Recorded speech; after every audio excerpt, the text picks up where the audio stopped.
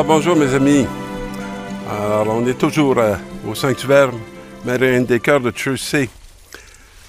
Et la première lecture qui nous est proposée, c'est que les empires sont dans la main de Dieu. C'est un titre qui est réconfortant.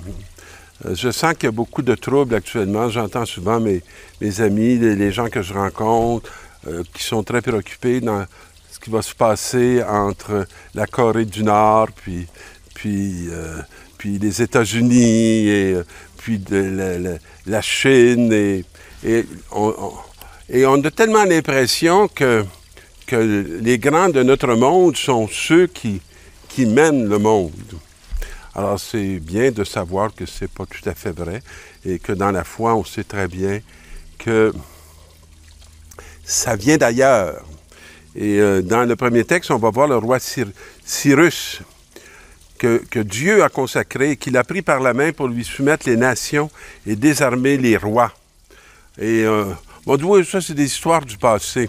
Mais il faut faire attention parce que toute personne qui exerce l'autorité sait très bien que finalement, l'autorité, c'est pas de faire aux autres ce qu'on veut. La vraie autorité ou une autorité qui va porter du fruit ou une autorité qui va durer et qui va traverser le temps est d'un tout autre ordre.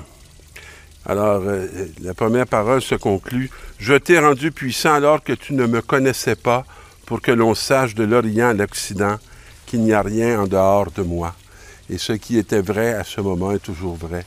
Et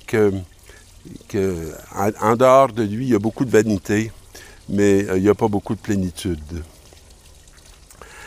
La foi, l'espérance et la charité de la communauté de Thessalonique. Et c'est beau de voir le rapport on va dire, de Paul, de Sylvain et de Timothée qui écrivent une lettre à l'Église. Moi, chaque semaine, j'écris des lettres. J'écris des lettres beaucoup à des communautés dont je m'occupe ou pour d'autres occasions.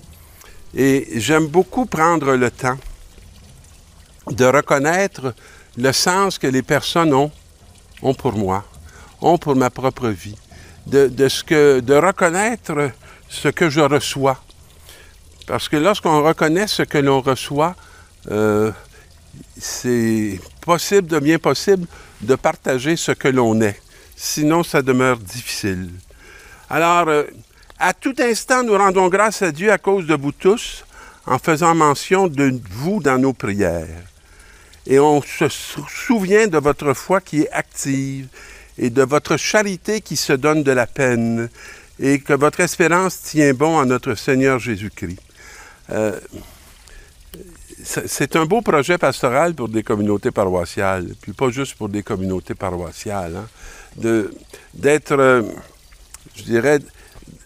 debout dans la prière, de se donner de la peine pour la charité. On ne peut pas ne pas connaître des gens qui sont dans le besoin. Et il est facile de se faire croire que leurs besoins ne nous concernent pas. On n'a pas porté le monde sur nos épaules, mais on a peut-être apporté ceux qui sont proches. Et on a peut-être à s'ouvrir et à se laisser atteindre et toucher par ce qu'ils vivent et ce qu'ils traversent. Non pas d'une façon distante, mais d'une façon, je dirais, bienveillante. Alors, sans cesse, nous nous souvenons de ça et de ce que vous êtes. Et vous avez été choisis par lui. Alors, c'est pas par nous, c'est par lui. Et on ne forme pas communauté avec un prêtre, on forme communauté avec Dieu. Dieu a choisi le prêtre, il a choisi le peuple. Il nous a tous mis ensemble pour qu'on ait la même responsabilité, qu'on ait le même témoignage à donner d'un amour qu'on leur retrouve dans le Père, le Fils et l'Esprit.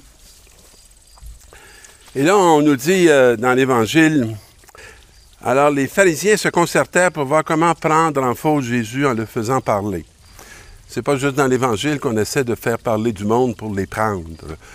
C'est des tactiques parfois qu'on voit dans les communautés, qu'on voit dans les milieux de travail, qu'on voit même dans les réalités familiales. Alors, ils envoient Jésus des disciples qui sont accompagnés de partisans d'Hérode. Et ils disent ceci, Maître, nous le savons, tu es toujours vrai et tu enseignes le vrai chemin de Dieu. Tu ne te laisses influencer par personne et tu ne fais pas de différence entre les gens. Donne-nous ton avis. Est-il permis, oui ou non, de payer l'impôt à l'empereur? Alors, voyez-vous, il n'aurait pas posé cette question-là s'il n'y avait pas emmené des partisans d'Hérode. Alors, ils veulent que sa parole le perde, hein, et fait que toute une hostilité va être nourrie pour que le gouvernement, je dirais, se mette en rogne par rapport à lui. Alors, c'est comme un jeu de couleuvre, hein? C'est de bien flatter puis de dire une belle reconnaissance, mais tu es attrapé si tu tombes dans le panneau. Ils n'ont pas réussi, alors ils essaient de réussir, puis ils font une unité avec des ennemis naturels. C'est extraordinaire. Mais on voit ça beaucoup. Alors Jésus, connaissant leur perversité, riposte. Il ne répond pas, il riposte. Hypocrite. Je ne sais pas si vous avez l'audace parfois de dire ça. Hypocrite. Pourquoi voulez-vous me mettre à l'épreuve? Alors Jésus, il a dit, je sais très bien ce que vous êtes en train de faire. Alors montrez-moi la monnaie de l'impôt. Et vous la connaissez, cette phrase-là. Hein? Rendez à César ce qui appartient à César et à Dieu ce qui appartient à Dieu.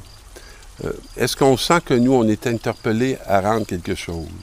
Est-ce que le temps des impôts nous donne la joie de dire « Je rends à César ce qui appartient à César » et je suis heureux de contribuer par mes impôts à tout ce bien-être social qui est possible dans nos pays. On sait très bien qu'on donne à reculons et on ne donne pas de gaieté de cœur. Mais rendez à Dieu ce qui appartient à Dieu. Alors, ce qui appartient à Dieu, c'est l'humanité. Ce qui appartient à Dieu, c'est qu'on devienne vraiment des hommes et des femmes au plein sens de ce terme. Et est-ce qu'on rend à Dieu tous ces gens qui nous sont confiés, toutes ces personnes qui pourraient relever de notre autorité, non pas pour qu'on se fasse valoir, mais pour qu'ils puissent faire valoir devant les hommes ce qu'ils ont reçu de Dieu et que les gens, voyant leurs biens, puissent rendre grâce à celui qui est l'auteur de tous les biens.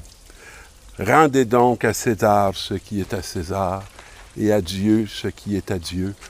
Alors, je vous invite à faire les bons calculs cette semaine pour être à la hauteur de tout ce qui vous est confié et de rendre grâce pour le Seigneur Jésus-Christ qui nous rend par un salut pour tous. Bonne semaine, mes amis.